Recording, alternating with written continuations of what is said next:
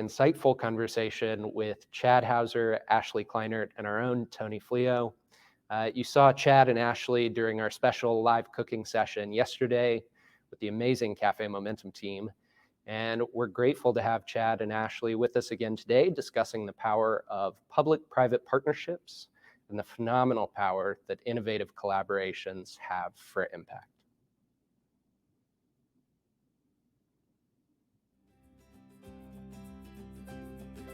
See all this new swag? What does that Cafe Momentum and Ruthie's partnership really mean, though? When interns like me finish Cafe Momentum, instead of going corporate, we go Ruthie's. And we get to do grilled cheese for good. Yes.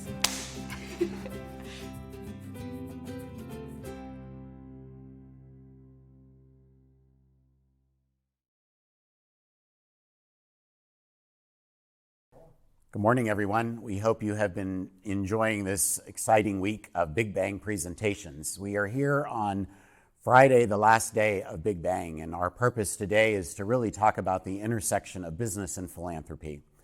Our audience today is particularly interested in impact investing and all the great things that business can do to promote great causes.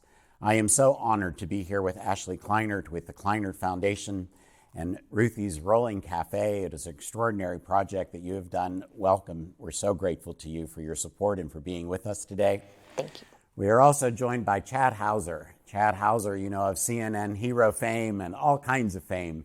It is extraordinary that he still gives me the time of day, but we are so proud of what you have accomplished, and we're so grateful to your work, particularly through the work of Cafe Momentum, which is achieving nationwide acclaim, and some great announcements have come out just in the last couple of weeks about expansion opportunities and the great impact that you're having. So today I'd like to focus our conversation around business, philanthropy, impact, and I want to talk a little bit about Ruthie's Rolling Cafe, how you came up with the idea, and most importantly, that you incorporated as a B Corp, which is relatively new to a lot of folks in our audience, but is an impactful way for businesses to achieve good. So tell us a little bit about the story. Sure. Thank you. Thanks for having me. It's really, really an honor to be here with both of you. So Ruthie's Rolling Cafe, we're a food truck business, and we're starting our 10th year right now. So we've been doing it for a while. Did not know anything about food trucks or restaurants when we started it or when we began. And that was probably good, because if we knew everything that it would entail, we would never have started. Would never. So, and that's just kind of the way I work, sadly. It's been a lot of fun, and really just being able to go out in the community and serve, literally, figuratively, and a couple of years ago felt like we were losing some purpose. It was a lot of fun, but a lot of work without really having something that we felt like we were giving back in a different way. And always have been a fan of Chad's and Cafe Momentum. And our son did a mentorship program there, and we went and did some site visits and kind of stalked him for a while. And then, I don't know, sent him an email one day and was like, would you by any chance ever consider having Ruthie's become part of Cafe Momentum, partner in some way? And you don't have to answer me if you don't want to, because I didn't want to put him on the spot. And he replied back pretty quickly and was like, yes, we're actually looking for something that goes beyond the restaurant, the 12 to 18 month program that they provide. And so many of the youth that leave there, for the first time, they've had a family environment. For the first time, they feel cared about, and they have services that are life-changing. And it's because they care, because Cafe Momentum cares. And it's really hard to leave that environment to go out into the big world where they didn't really have chances and opportunities. And so another soft landing spot is what Chad was thinking about and hoping for. And we said, can we please be that? Can we try that? And we've been doing it about 18 months now, about a year and a half. And we also decided to get the B Corp status. And so we're a public benefit corporation. And it doesn't really doesn't really, it's not a nonprofit. It just says that we are created to provide benefit to the community, and it's an outward statement and symbol. Well, one of the great things about the B Corp status is that you are still for profit, but you have other things as well as the profit side that you're concerned about. You're concerned about the mission and helping and the greater good. What kind of, were you advised by someone to move to that status? Were you studying that? How did that come about? Yeah, I was studying it for a while. I'd heard about it and admired some other businesses that had the status, and really just kind of looked into it to see what it would entail. And we were doing it already. We were a business, for-profit business, but also pouring the profits back into those that we were serving and the community. The outreach that we do was really our focus, and just to be a business for good. And that's what it's all about, and it fit us. Well, it's really extraordinary, and it's, there's not many businesses in Dallas yet that are set up that way, and so congratulations on the vision to do that. And it's pretty impressive that you can get Chad to respond to an email. You'll have to teach me your ways at some point. I'm at a weak moment, a very weak moment. Turning it to my buddy. Do we want to move the conversation to the difference between Tony and Ashley? No, let's avoid that. This is about this. This is.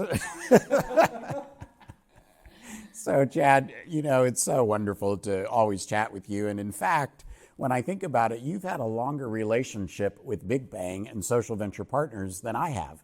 When I came, I was kind of forced to inherit you, and that was over 7 years ago, and I had no choice. All the partners just thought you were the greatest thing since sliced bread. But tell us a little bit about how you came to know bigBANG as a conference, and then you have been providing lunch at bigBANG when we meet in person, and you're providing lunch every year and doing something here for us this year, even remotely. So we're thrilled with the continued relationship. I think there's a reason why I love dogs, and it's because of their loyalty. And so I think it transcribes into, I feel a certain sense of loyalty to Social Venture Partners because, when Cafe Momentum was just an idea, and a lot of people laughed at the idea, Social Venture Partners didn't. In fact, before we were ever anything other than just an idea, we were afforded the opportunity to go stand in the socially conscious marketplace and basically pass out our own personal business cards, because we didn't even have Cafe Momentum business cards. We weren't even a nonprofit at the time or anything. And it was a year later, in June of 2011, that we launched our first pop-up dinner. And it was prior to that pop-up dinner that I actually pitched. It was after the pop-up dinner. Prior to that, I actually pitched the idea, the concept, the business model of Cafe Momentum at bigBANG, and it was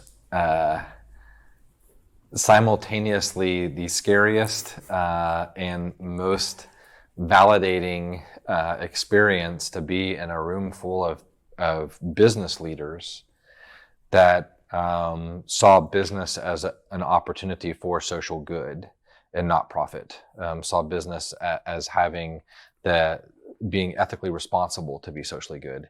And to have me stand up there and without cussing say, I want to open a nonprofit restaurant that takes kids out of jail and teaches them to play with knives and fire, and have the room erupt in applause, was incredibly validating, and then began to open a lot of doors. And I'll never forget one of the initial, or an old partner of Social Venture Partners, a woman named Jenny Berger, and they made us put a pamphlet together, a one sheet together that said what certain monetary pledges meant. And we said, well, if you $5,000, you can have your own pop-up dinner. And Jenny called me within 24 hours and said, if I write you a check for $5,000, what does that get me for a dinner? And I was like, well, what are you thinking? Because we haven't figured that part out yet. And I think it's just, it's created for me as we've continued to grow from pop-up dinners to the restaurant and grow into partnerships with Ruthie's and look at growing and expanding and beginning to build advocacy for these youth across the country. Social venture partners is in our roots. You know, later today we'll have some other folks who will be pitching for funding and pitching their idea, and so I just want them to look at this and see what is possible as a result of these pitches on the bigBANG stage, and look what can happen. But you know, I want to focus back on the business side of things. You know, when you're creating a business, and you created a restaurant business that is supporting the nonprofit, and you've created a B Corporation, which is a business that seeks to do good and has more than just one bottom line. How do you get the support that you need in the community? Do you find it? Do you find people resonate with it? Are they seeking you out because of the good? Are they seeking you out simply because the product is so good? Tell us a little bit about how it works from the customer point of view. So yes, from my point of view and the customer point of view with Ruthie's, you know, we serve grilled cheese sandwiches, and they're good. I mean, they're really good, but they're grilled cheese sandwiches. So people aren't coming to us for a wonderful meal, a dining experience that they might get at Cafe Momentum. However, I think that our social mission is what resonates. Of course, we get some people that it's a food truck and it's fun to have, but we get probably over half, at least, I would say 75% of our customers are our customers because they care about the mission, and they love the Cafe Momentum model, and they love that the youth have the ability to come on over to us and experience different challenges and different stressors and adapt to life in a different way. And our customers love being a part of that. And they actually get to know the names of the kids and check in with them and look in the window to see who it is. And so it's really fun. I think it is part of the mission, and people are looking. You want to feel good. There's power in your purchase. There's just something, and it feels good when you know that you're giving back in some way, and contributing to something. That's awesome. How did that become important to you, to have power in your purchase and just to do good in the world? Why is that important to you? Oh, like personally, I think I've been very blessed by family and parents that modeled that. And really, we have a responsibility to look after each other and to make our community and those that live in our community healthy and thriving, and whatever we can do, find a way to do it. That's awesome. I'm so grateful that there is an adult who cares about responsibility working with Chad. That gives me a lot of confidence. It takes a village. Chad, you know, the restaurant industry, as you well know, is even before COVID, is a risky industry to be in. Have you made a success of it on the restaurant side? Are the numbers working? I mean, they're working as good as they can. The entire reason that we made Cafe Momentum a nonprofit organization was because it's about the quality of services and the quality of support and the quality of mentorship and the quality of training that we provide the kids. Believe you me, if I had the opportunity to make no money off of Cafe Momentum whatsoever, but never have to go beg for money and answer to a board of directors and so forth, I would do it in a heartbeat. But that's not what it's about. You know, our restaurant model is designed where we have a chef, a high quality chef, not a line cook, on each line in the restaurant. And we do that because they are a teacher, they are a mentor. And then we're staffing them with 2 to 3 of our interns on that line. So as opposed to a kitchen that would run typically with 3 to 5 people, we have upwards of 12 to 15 because we are a training facility. We are a workforce development component of what Cafe Momentum does as an operation.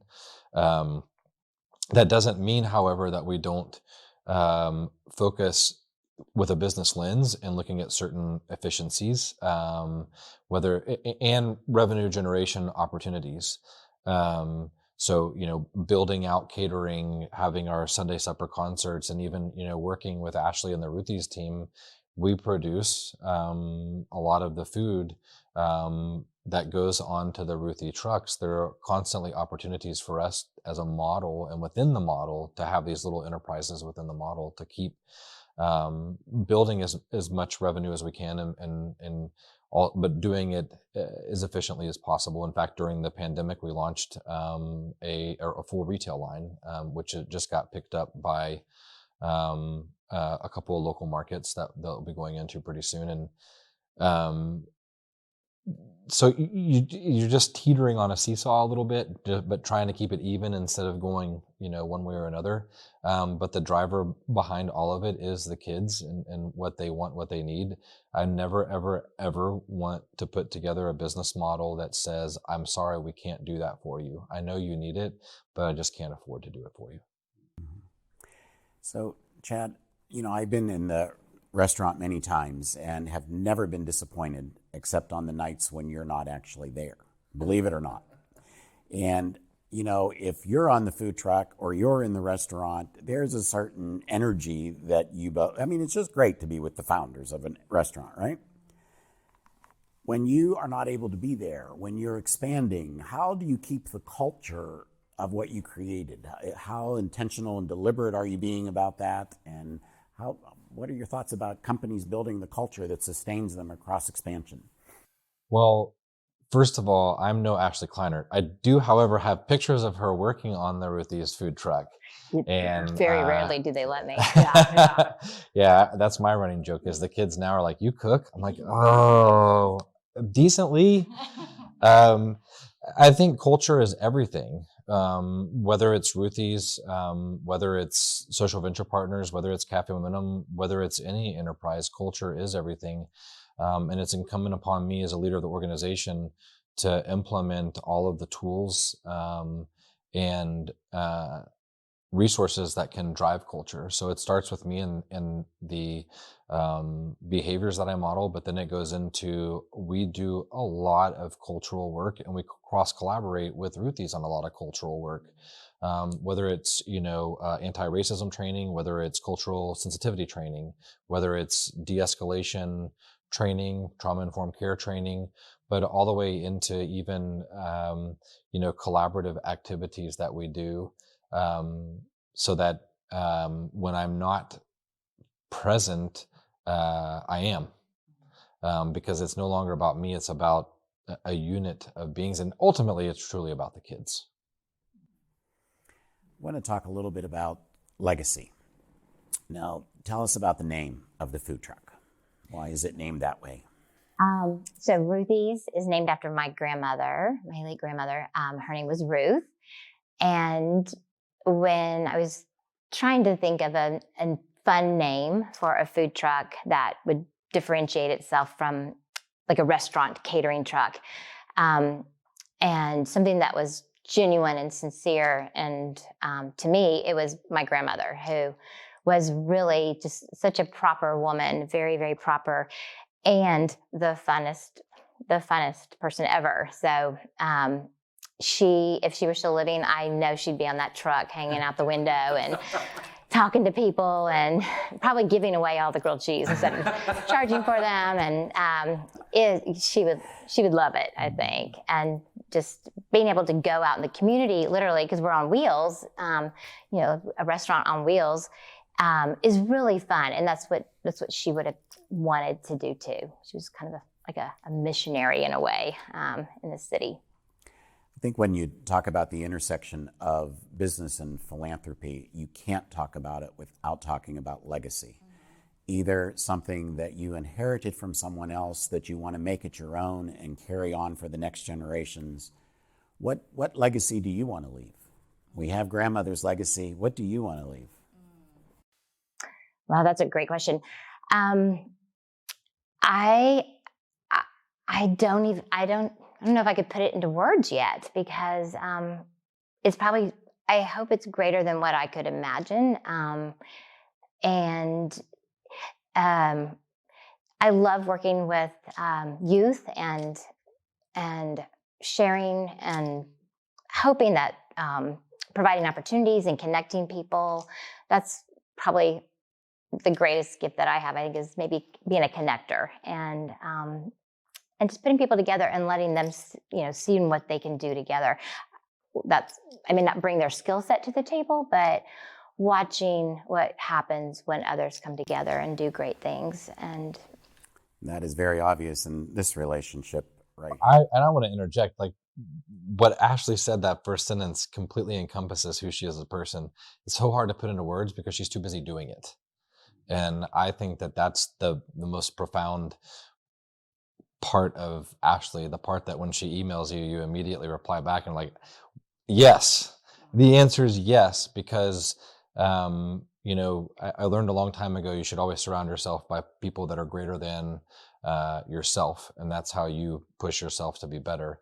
And I think that my personal relationship with Ashley and Chris, but even just the way that Ruthie's and Cafe Minimum works is proof of what happens when you put yourself with people that are better than yourself and people that are pushing to make the community better. And but that struck me as she's building the legacy right now. She's working, and what we haven't even gotten into is the amount of time and love and care and support that go beyond a food truck, that she pours into the young men and women, whether it's she personally driving them to go get COVID tested, personally taking care of anyone that is COVID positive, sitting down and putting together, I'll never forget getting the text picture. These kids are working on 401ks. It's a holistic investment that she makes. She's not an employer. She's a member of the community that's diving into the community and getting her elbows dirty, and that's her legacy. And of course, from our perspective, we would like all employers to act like that and to care enough about the people that they're working with to do those kinds of things. So thank you for that service that you're bringing to the community. I don't want to let you off the hook, though. I want to know what the legacy is that you want to leave behind. Oh, man. I was hoping that if we just talked about Ashley, we would know that trick. Yeah. I was reflecting. I know that making a good meatball is your ultimate goal, and you're still struggling to do that, and I get to be the final arbitrator of that. But other than that, what kind of legacy do you really want to leave? You know, there is no such thing as a Pittsburgh Italian, right? There's a Pittsburghonian, or is that what y'all are, Pittsburghonian? What are you saying? That pretend they're Italian? Let's go back to legacy. If I'm being honest with myself, I've worked with over 900 young men and women, and I just want them to have a legacy. I want 900 young men and women to be proud of the life they live, and that their legacy carries on. That's so true. That's the feeling you get. And I want our audience to understand that that is happening through business, through a real revenue action, as well as through philanthropic efforts. And so those intersections can be so much more powerful. You talk a little bit about what the taxpayer owes you because of what you saved the system. Can you put that in context for our audience so they can see the financial impact of when these things actually happen and the good that they have on a community? I'm actually glad you brought up that question, because it's something that we've been, COVID has given us a lot of time to reflect and given us a lot of time to kind of get our house in order a little bit and look at our strengths and weaknesses and really lean into both. And we get a lot of credit and a lot of focus on how we've reduced the recidivism rate from a state average of almost 50% down to 15%. And the financial implication of that, when you look at the cost to incarcerate and the high recidivism rate of youth in the state of Texas and really across the country, but is a taxpayer saving about $40 million. And it's a very profound number because it's not just that we're saving taxpayers $40 million, but we're actually taking a bucket of money that our county has set aside to incarcerate youth and saying, nope, take that $40 million and put it into something more productive for our community. But what we've really made a push is to say, like, if we judge the organization and the kids by our ability to keep them out of jail, then we're not doing our jobs. Because nobody's life should be judged by their ability to stay out of prison.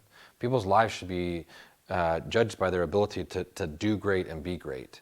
And these kids, everything that we talk about, even our mission statement, is to help them achieve their full potential. So we've actually been looking at a lot of other numbers. A year ago, we launched our own high school. And as a result of launching our own high school, we took a population of youth that over half were high school dropouts when they came to us last year.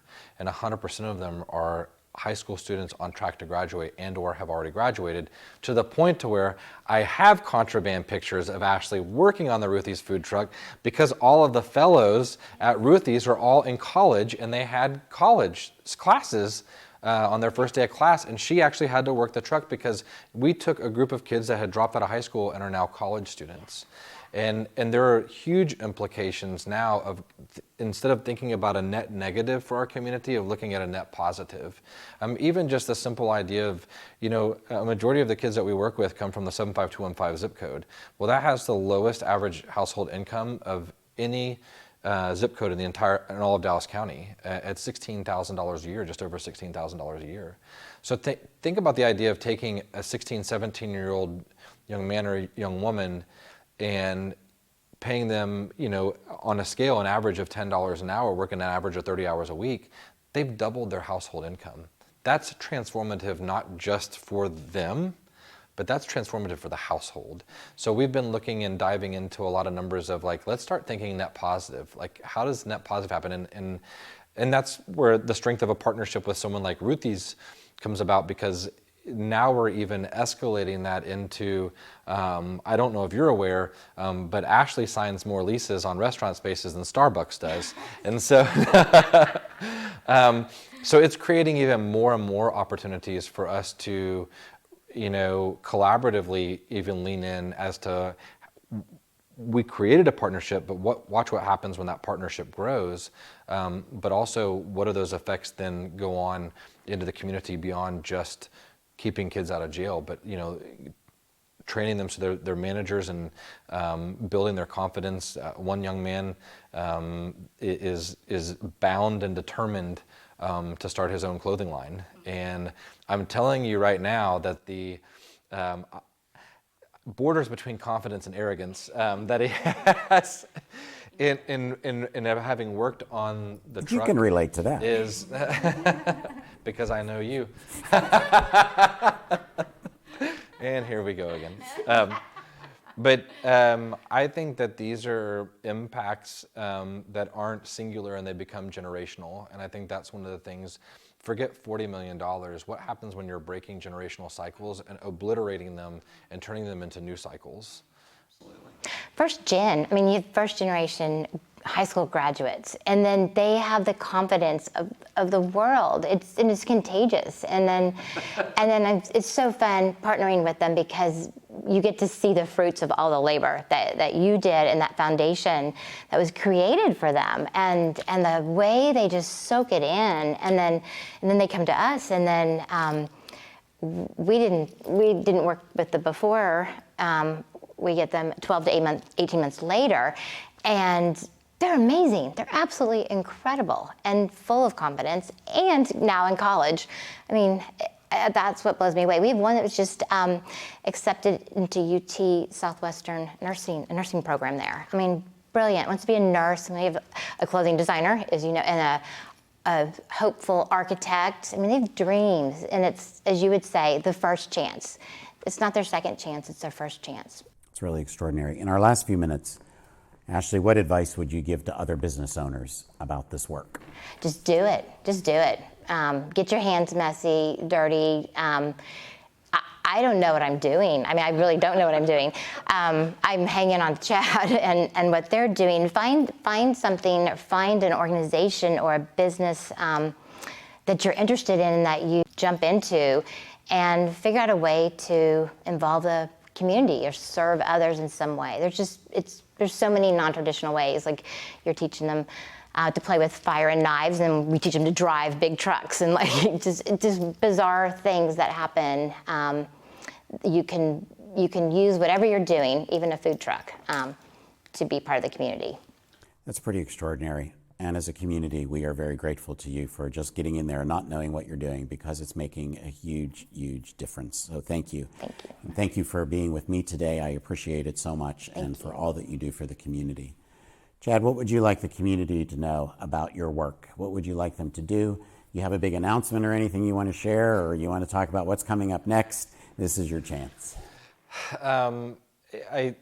I mean, I just want to reiterate what Ashley said, because I think it's important that in the sense of a business, we have this notion or idea that something has to be large and profound and this, over the top, overthought investment. And what Ashley's created at Ruthie's and the reverberated effect back to Cafe Momentum was just based on an email. And it really started with one person. It was Maya. I mean, we sent one person over, and they learned, we learned, Maya taught us all a lot. And now it's turned into this robust program, but it just started with one person. It wasn't this like, let's put together an action plan with a 5-year strategy and this and that, and thinking through this huge business lens of how's this going to affect this and how's this. It was just one person. It started with one person, and now it's turning into a model that's got, they've dedicated staff to working with the kids. They have more and more. The kids don't want to go to any other employment partner now. They just want to go to Ruthie's, and they're growing as a result, and they're getting bigger, and with confidence. I think I'm putting words in your mouth, but with confidence. But it just started with just one young person, and I think it's really just as simple as that. Yeah, just do it. Mm-hmm. Well, at Social Venture Partners, we definitely believe that there is good that can be generated from philanthropy, from business, from government, from all kinds of sources. But we also believe that that benefit is so increased when those forces combine. And so to our audience today, we really engage with you. We ask you to consider the way that your business is entering into doing good in the world.